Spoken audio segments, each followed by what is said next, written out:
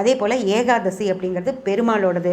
ஏகாதசி அன்னைக்கு எல்லாரும் போய் பெருமாளை மீட் பண்ணி சாமி கும்பிட்டு வந்துடுறீங்க. அன்னைக்கும் கோயிலில் நல்ல கூட்டம், அதுவும் அவங்களுக்கு லாபமாக இருக்குது.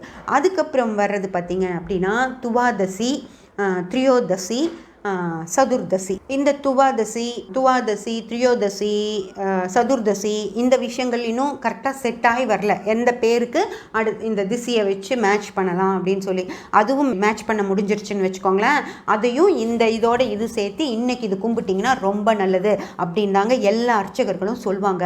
ஏன்னா அந்த நாட்கள் எல்லாம் கோயிலுக்கு ஆளுக வந்தால் தான் அவங்களுக்கு தட்டு நிறையா வருமானம் வரும். அதே போல் நிறைய பூஜைகள் இருக்குது அப்படின்னு சொன்னால் தான் அவங்க மக்கள் போய் அந்த பூஜைகள்லாம் வீட்டில் வச்சு, ஏன்னா நிறைய யாகங்கள் எல்லாம் நடத்துகிறாங்க. அந்த மாதிரி இந்த பூஜைகள் எல்லாத்துக்கும் கூப்பிடுவாங்க.